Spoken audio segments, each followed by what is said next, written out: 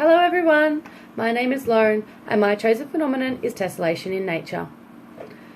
A maths phenomenon can be defined as an event which can be explained using maths, an impressive maths occurrence, a fact or a maths miracle. I'm going to be directing my activity at Year 3 students. Good morning Year 3. Today we are going to be learning about tessellation and discovering where and how it occurs in nature. Does anyone know what tessellation is? No? That's okay. We're about to explore and find out what it means.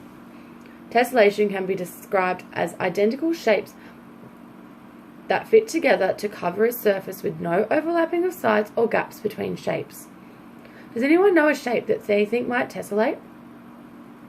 Yes, a square. Rectangles, triangles, hexagons, diamonds, these also tessellate.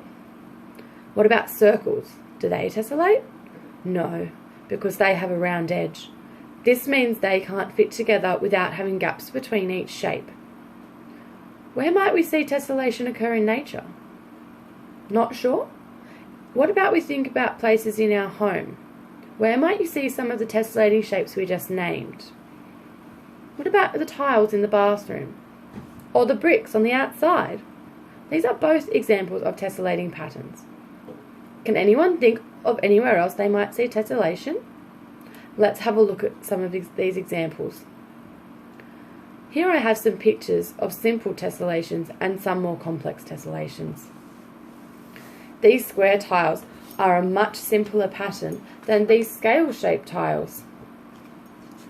And these straight rows of bricks are much simpler than these bricks that have been laid in a circle.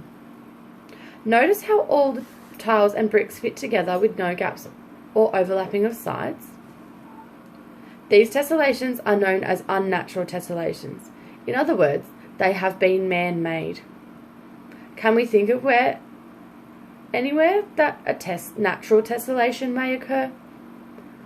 A natural tessellation is a tessellation that happens naturally in nature and can be found in lots of different places and being made up of different shapes.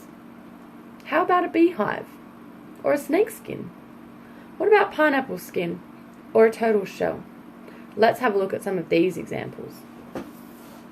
See the hexagons in this beehive? They fit together perfectly without any overlapping. The bees create thousands and thousands of hexagonal shapes to make their honey in. This snake skin is made up of lots of little diamonds. They all fit together perfectly with no gaps or overlapping. The skin of a pineapple is made up of tessellating diamond shapes also.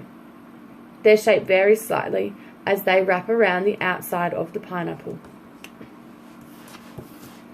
The turtle shell has lots of pentagonal shapes. These are not all the same size or exactly the same pentagonal shape, but they still fit together with no gaps or overlaps.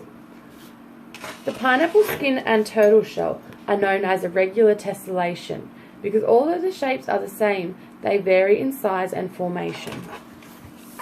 Now we're going to create some tessellating patterns of our own using coloured squares and rectangles. On your desk you will find 3 pieces of paper.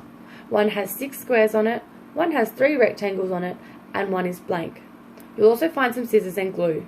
I'm going to get you to cut out all of the shapes, ensuring the lines are straight as best you can. Once you have done that, I want you to see if you can create a tessellating pattern. Once you think you have created one, glue it down on the blank piece of paper. Put your hand up when you are finished and we'll have a look at them together. I'm going to make one with you. I've already started mine.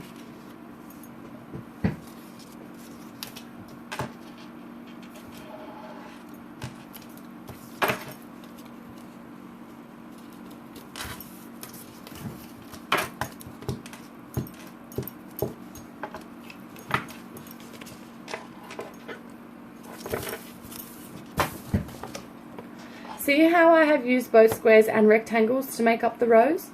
Although the shapes are not the same, I can still use them to create a tessellating pattern. Has anybody finished? Yes, very good. What can you tell me about tessellation? Yes, it is shapes that fit perfectly together. Yes, it can be squares, rectangles and triangles. It is in a beehive.